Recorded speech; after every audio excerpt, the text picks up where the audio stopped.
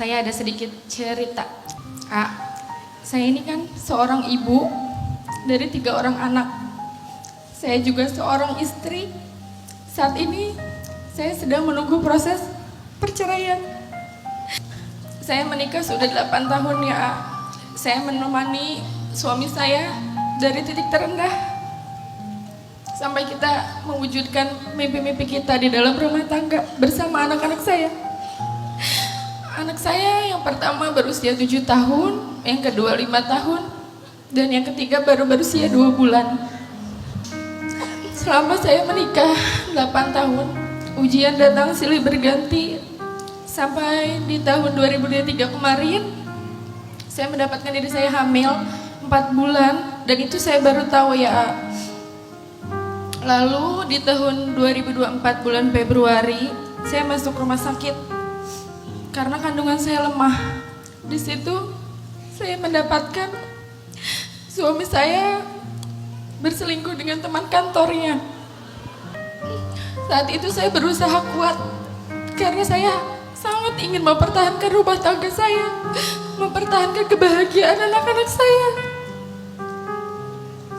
Saya tidak ingin anak-anak saya menjadi anak broken home seperti beliau. Saya sempat memohon dan berkali-kali saya memohon meminta suami saya untuk tetap tinggal bersama saya dan anak-anak. Tapi kenyataannya suami saya tetap mencintai wanita itu, Pak Ustadz. Lalu di bulan Mei saya melahirkan anak ketiga saya di tanggal 8 ya Pak Ustadz. Ujian datang lagi, ekonomi kita berantakan, usaha saya tutup, dan saya jadi ibu rumah tangga seutuhnya. Gak sampai di situ, setelah 14 hari saya melahirkan anak saya ditinggalkan oleh suami saya. Suami saya berkali-kali meminta pisah, meminta cerai terhadap saya.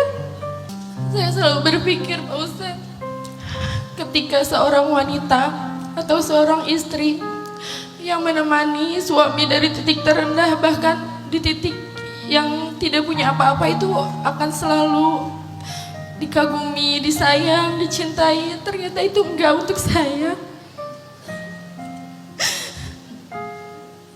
Suami saya pulang ke rumah orang tuanya ya Pak Ustadz. Saya dan anak-anak ditinggalkan hanya berempat di rumah.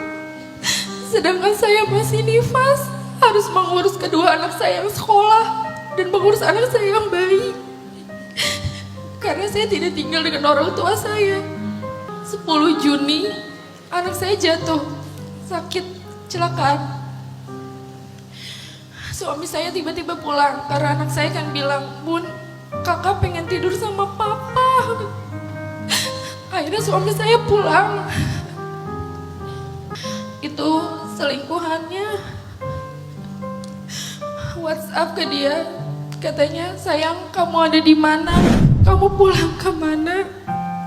Kamu nggak pulang ke istri kamu kan?" Kata dia gitu. Dan saya juga tahu bahwa ibu mertua saya yang selama ini saya hormati, saya cintai,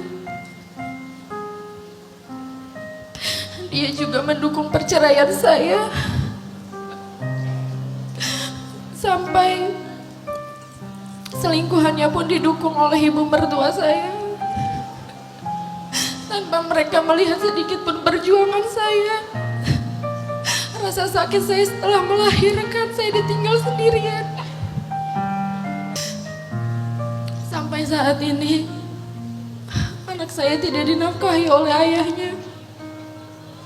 Kita ditinggalkan. Berkali-kali saya datang ke kantornya, saya diusir.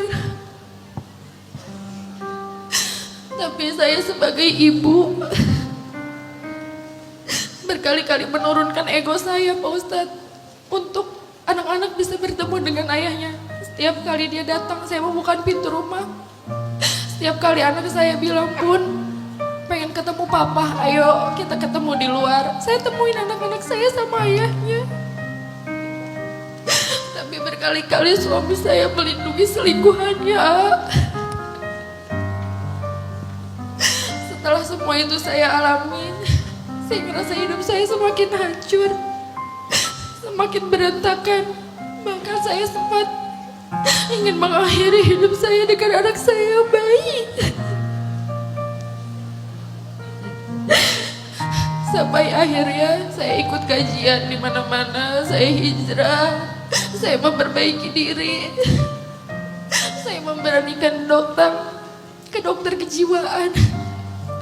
Kayak selalu tiap hari nggak pernah bisa tidur, merasa cemas, merasa trauma, merasa sakit setiap hari. Pertanyaannya, apakah saya sebagai istri berdosa ketika saya melawan mertua saya yang ikut campur dalam rumah tangga saya? Bahkan dia meminta anaknya untuk menceraikan istrinya. Padahal saya selalu berusaha menjadi menantu yang baik. Saya selalu berusaha menjadi ibu yang baik untuk anak-anak saya. Lalu apakah suami saya berdosa, Pak Ustadz, menceraikan istrinya demi memilih keluarga dan orang tuanya? Dan ternyata dia menceraikan saya itu sudah direncanakan dari sejak tahun lalu. Karena berhubung saya hamil, dia menunggu saya melahirkan. Baik. Dan bagaimana Pak Ustadz cara agar tetap saya berhusnuzon kepada Allah Subhanahu wa Ta'ala setelah sekian banyak ujian yang ada di dalam hidup saya ini? Saya sudah belajar ikhlas, belajar memaafkan orang-orang yang menyakiti saya, tapi saya sulit untuk melupakan. Bahkan rasa sakit setiap saya mengingat foto, video suami saya bersama selingkuhan itu, saya susah untuk melupakan, Pak Ustadz. Baik. Iya, pertama Ahilman dan kita semua yang hadir jadi pendengar yang baik untuk semua yang dirasakan, betul? Sakit nggak jadi beliau? Teteh, balik lagi kalimat yang A sampaikan, tidak mungkin Allah meletakkan teteh pada keadaan saat ini kecuali Allah sedang menyiapkan banyak kebaikan. Yang kedua,